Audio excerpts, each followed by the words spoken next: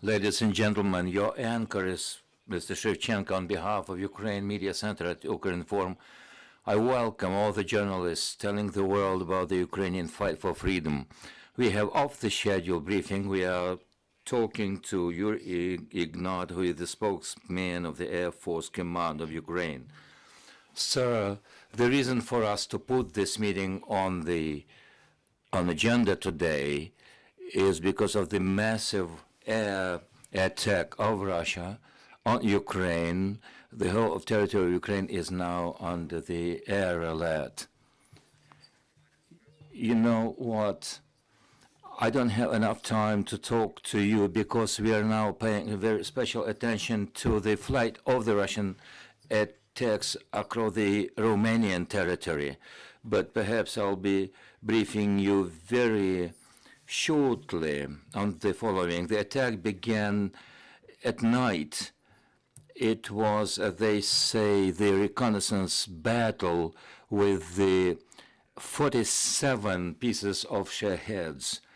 Doesn't seem to be a great number of those. There are a couple of options that we have. They seem to be saving the so-called reconnaissance by attack. They are trying to see where our air defense facilities are, including the southern part, because the Shaheds were coming from south, and traditionally they have been launched from the eastern banks of the Azov Sea. They brought down 5 of them, followed by 6 caliber rockets. 5 of those were brought down.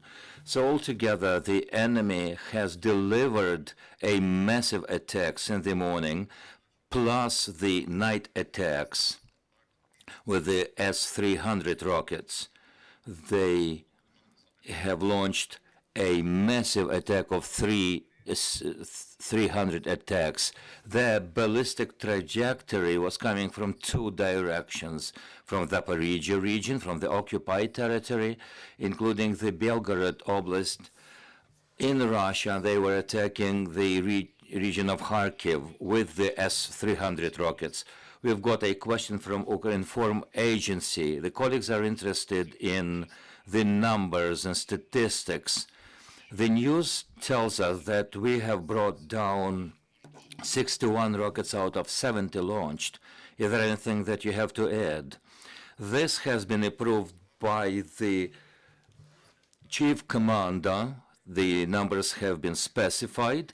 There are objective numbers, 61 out of 71 rockets, and this does not include the nightly attacks by S-300. We are talking here about X-101 and other X-type rockets that were launched from the aircraft in the area of Volgodonsk in the Russian Federation.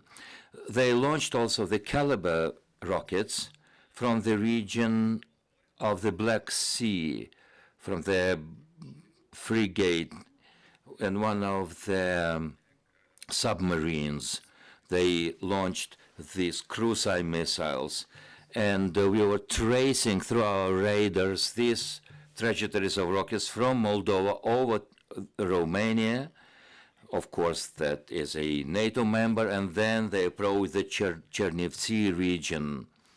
This is where we were able to engage our anti-aircraft possibilities. Of course, we didn't want to threaten the lives of the local community. We are trying to resume the connection. We will keep talking to Yuriy Ihnat, the spokesman of the Air Force Command of the Ukrainian Armed Forces. Perhaps there will be questions coming from the floor. I'm ready.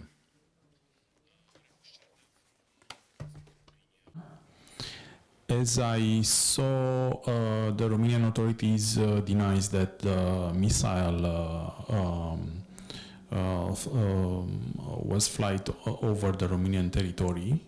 Maybe if there are some, I don't know, proofs, some traces, some radar traces that may confirm or not that that caliber missile flew over the Romanian borders. The Romanian authorities said that the closest point was about 35 kilometers from the border, Romanian border. Maybe this thing has to be clarified in the near future.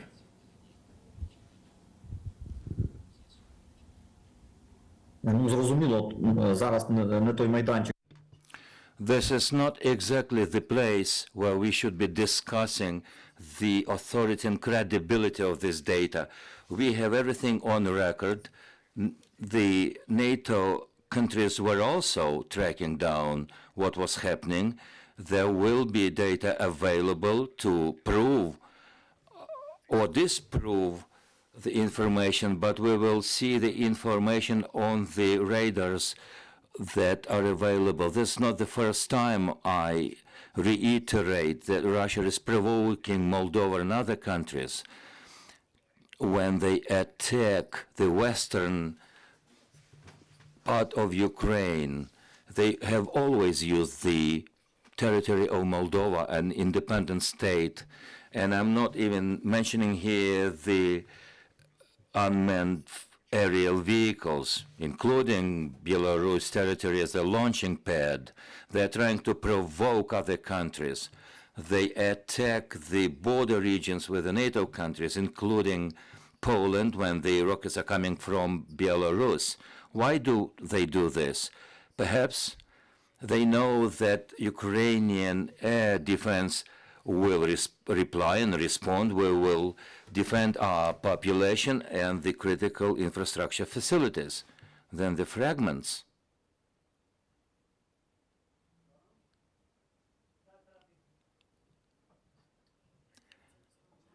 This is where the threat lies.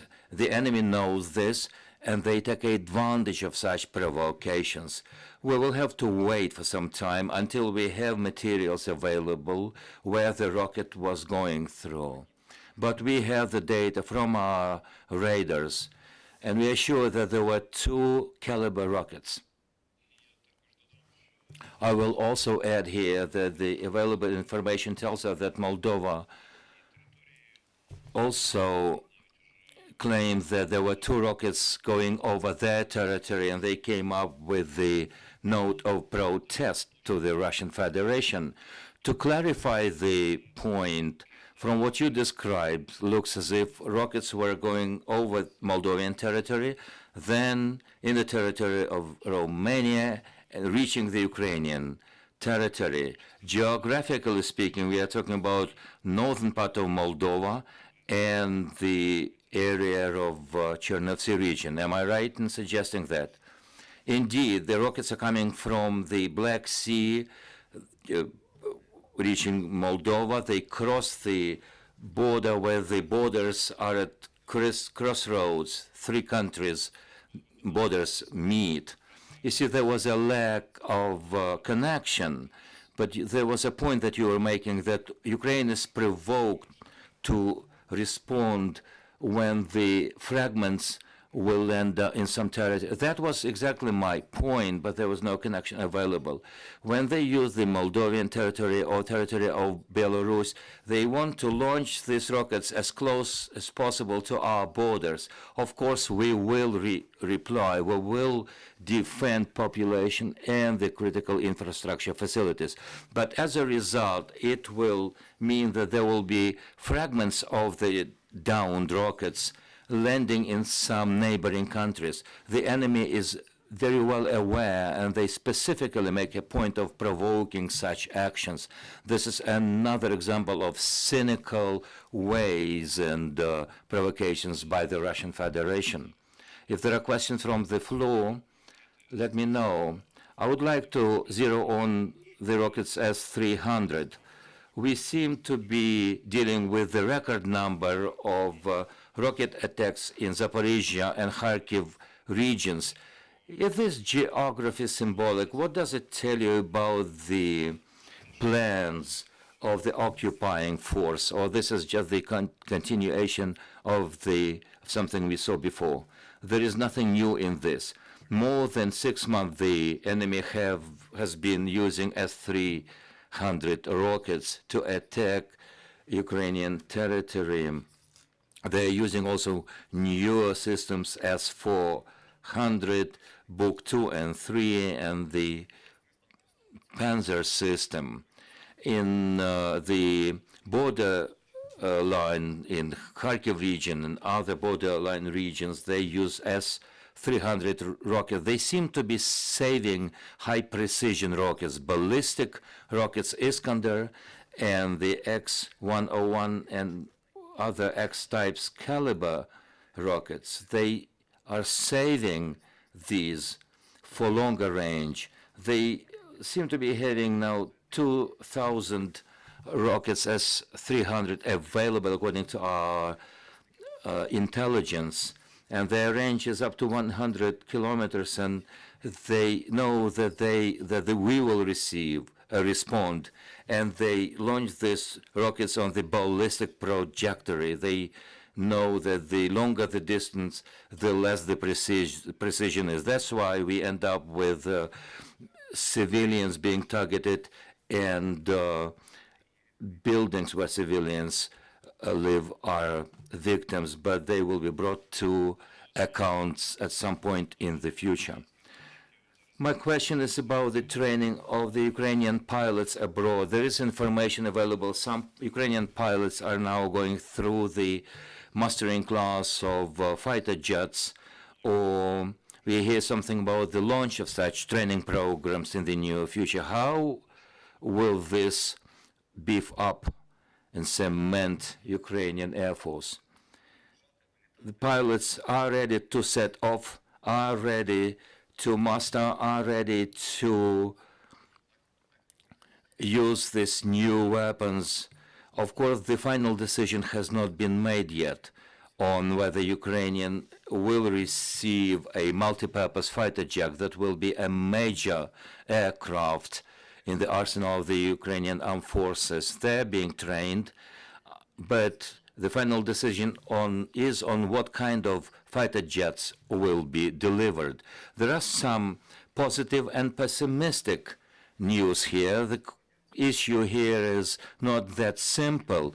Our pilots used to be in the driver's seat, as it were, in the post-Soviet craft. We are now talking about NATO aircraft, and it also implies the new ways of command structure, because they will be receiving commands from ground, and it has to do with the Ministry of Digitalization. We will have to adjust our airfields and so on to the new weaponry. We are doing this step by step, as do the partners, in ways of delivering new systems to Ukraine. The powerful air defense systems that they talked about in Ramstein will be coming, including new types. This will significantly increase our defense capability. You know, today's number, 61 out of 71, is a very good result, but we are looking forward to receiving the fighter jets to be able to hit them in a high-ranging space.